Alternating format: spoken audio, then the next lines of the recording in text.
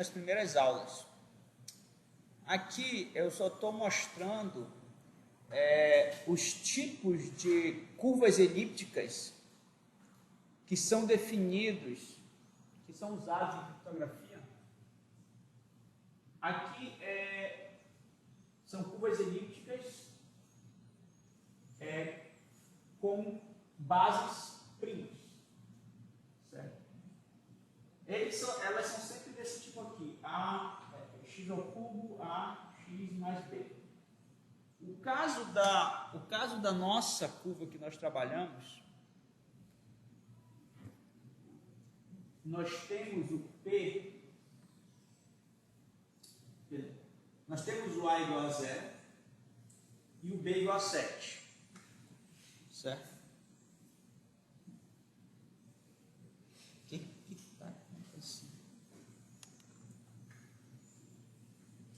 Nós temos o A igual a 0, o B igual a 7. E aqui, isso aqui vai ser zerado. Quando nós quisermos comparar se um ponto pertence ou não à curva elíptica, a nossa, a gente substitui o y, o x, e os dois lados têm que ser iguais. Se der igual, x e o p, x e o y, pertence à curva elíptica. Eu tinha colocado para você na aula passada um exemplo, mas só que eu não estava com a curva. Nós temos também esse outro tipo de curva aqui, elíptica, que é utilizada, campo de extensão binário. Eu não sei muito bem como eles funcionam, esse daqui. E tem também campo de extensão ternário. Mas o nosso foco aqui são essa curva elíptica, essas específicas. Essa daqui não pretendo trabalhar com elas. E os parâmetros da curva elíptica, P, que é o tamanho do conjunto do número primo que define as coordenadas x, y, A e B, que são os parâmetros da curva, G é o ponto gerador da curva elíptica, N é a ordem de G. O que é a ordem de um ponto? A ordem de um ponto é quantas vezes eu multiplico o ponto por ele mesmo até que o resultado seja zero. Então, se eu multiplicar G por N, na verdade é multiplicar G por ele mesmo N vezes, vai acontecer que eu vou chegar no ponto zero da curva.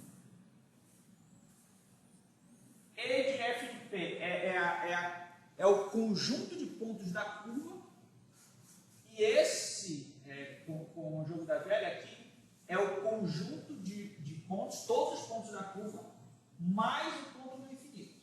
Só isso significa. E o cofator H. O cofator H,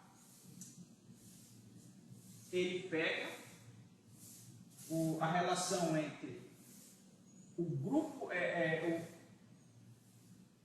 a ordem do grupo da curva e o N, que é a ordem de um ponto da curva, a ordem de um ponto específico.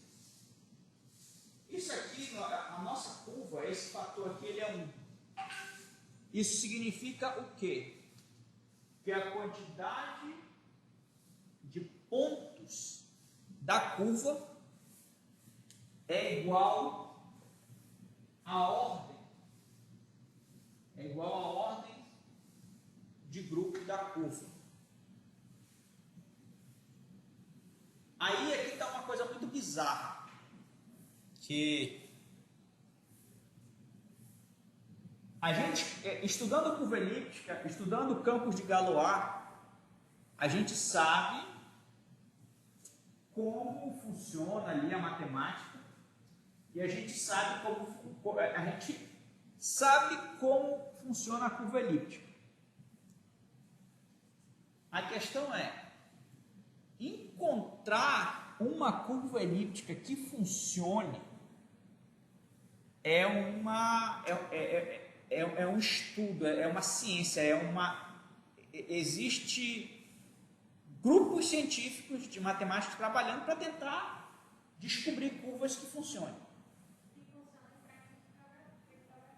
Isso, que seja funcional no nível de segurança que a gente precisa.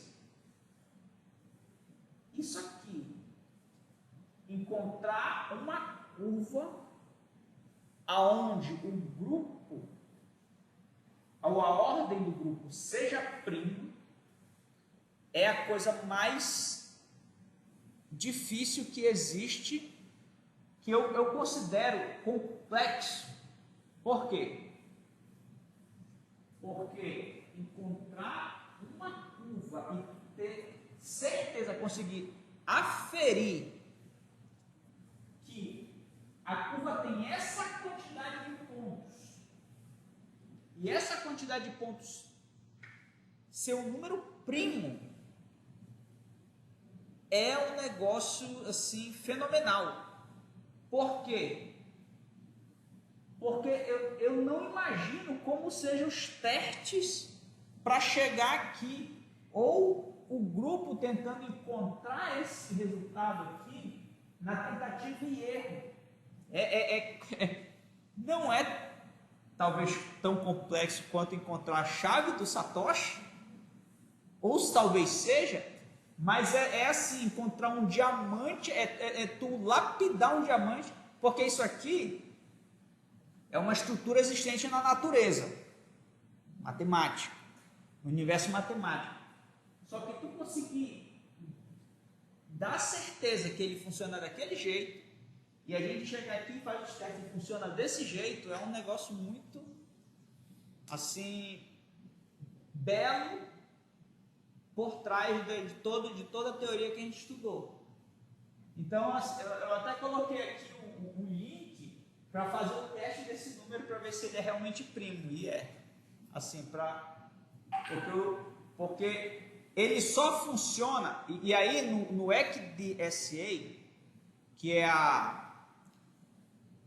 é o nosso, a geração da assinatura, um dos passos dele é definir um número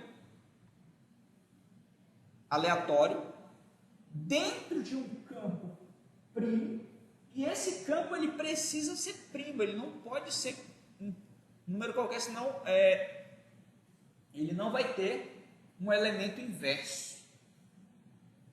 Se ele não for primo, ele não vai ter o elemento inverso, e a gente não consegue usar essa técnica para fazer a assinatura digital. Então, vamos lá. Voltando aqui no algoritmo do ECDSA, nós precisamos determinar um elemento K. Aonde é que fica esse passo? Está aqui, no terceiro passo. Se esse elemento K ele precisa estar dentro desse grupo aqui. Se esse carinha aqui, N, não for um número primo, supondo que eu esteja trabalhando com outra curva elíptica, de uma ordem binária, sei lá. Se esse elemento não for primo, não é garantido que todos os elementos dentro desse conjunto tenham inverso. Mas, se esse elemento N for primo, então todo elemento que eu pegar dentro do conjunto, eu tenho garantia que tem um inverso correspondente a ele. Então, essa aqui é uma das questões que eu queria trazer para vocês, antes da gente dar continuidade, para fazer vocês enxergarem esse detalhe, que a ordem do grupo, ela é um número primo, e é muito fantástico ter uma curva, primeiro, definida dentro de um campo primo, e que a quantidade de pontos dentro dela também é um número primo. Então, tu tem um número primo externo, limitando todo o conjunto, e tem um número primo interno limitando a quantidade de pontos daquela curva. Isso aí é, assim, parece que é um negócio muito fechado e muito perfeito para funcionar. Isso acontece com mais números, com mais ordens, ou são essas áreas específicas? Tu teria que testar.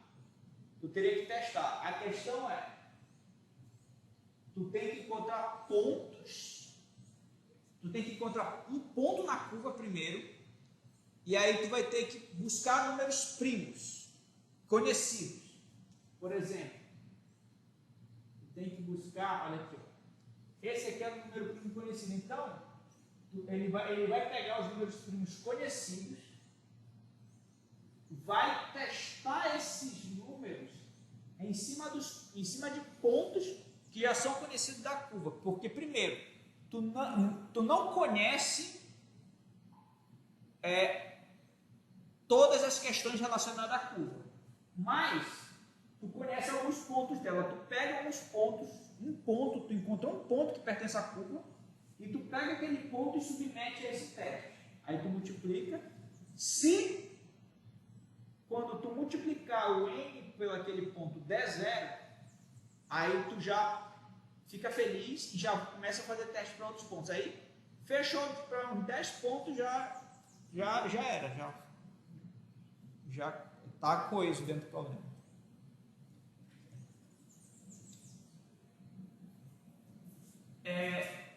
Eu creio que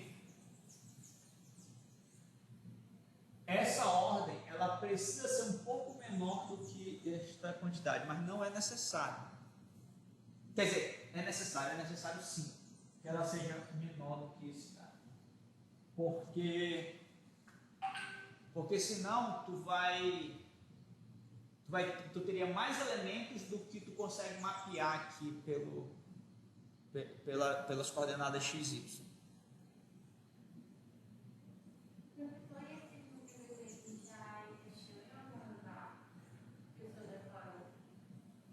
Já, esses são tabelados. Eles são, as curvas elípticas que a gente trabalha, elas foram definidas a partir de 1985. Então, eu acho que essa aqui foi em 95, por aí que ela foi definida e foi documentada. Então, ela é registrada num documento do governo americano, é a NSA, alguma coisa, é um documento oficial de órgãos que aferem a validade de criptografia e essas coisas. E aí a gente pega de lá e usa. Certo? Tá, vamos lá.